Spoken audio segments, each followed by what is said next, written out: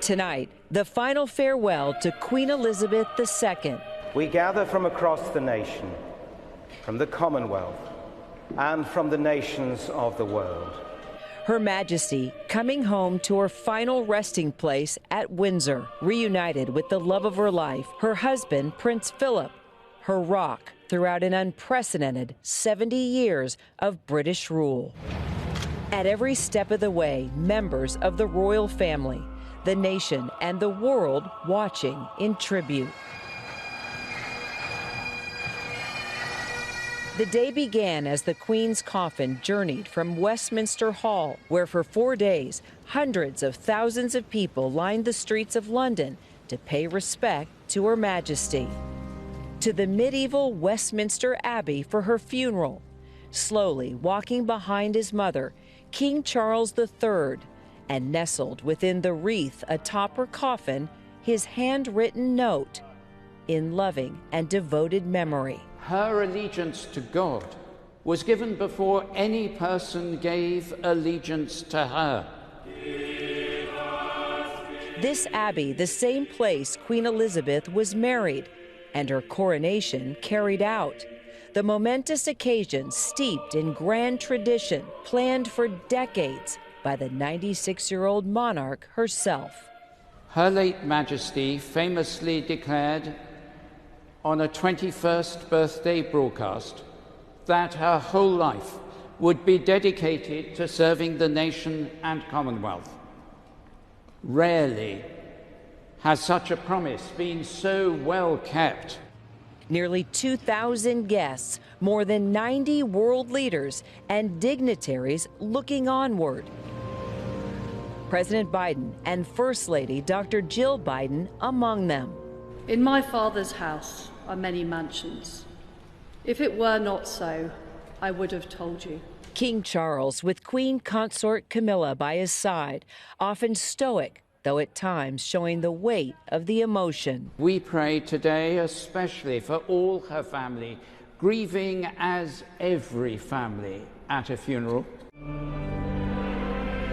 All the Queen's children, grandchildren, and 2 great-grandchildren there in attendance. And Prince George, now second in line to the throne.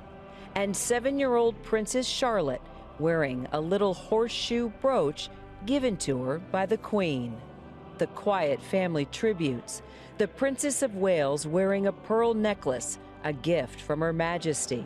Prince William and Prince Harry, again side by side in grief, with the Duchess of Sussex there to say her goodbye. As the funeral bells rang, the coffin traveled for Windsor Castle. Onlookers tossing flowers as the procession moved past. The Queen's coffin then carried into St. George's Chapel, the same chapel where Her Majesty mourned the loss of her Prince Philip just a year ago. The chapel's walls echoing with the sounds of the choir, a sermon about her servanthood, and the Lord's Prayer recited. Thy kingdom come, thy will be done. Windsor Castle, a fitting place for these final moments, a place of refuge for Queen Elizabeth, often seen riding her horses, even her beloved corgis outside the castle today. The end of a journey that began 11 days ago at Balmoral Castle in Scotland, where the Queen peacefully passed away, now reunited with her husband, sister, and parents. The Queen's personal piper, who awakened her every morning outside her window, now playing for his Queen one final time.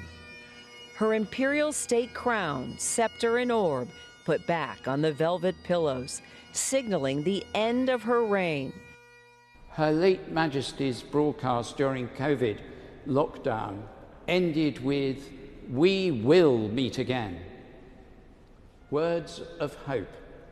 All who follow the Queen's example and inspiration of trust and faith in God can with her say, "We will meet again." Now, 73-year-old King Charles III, a son stepping up, a new era for a new Britain. God save the King.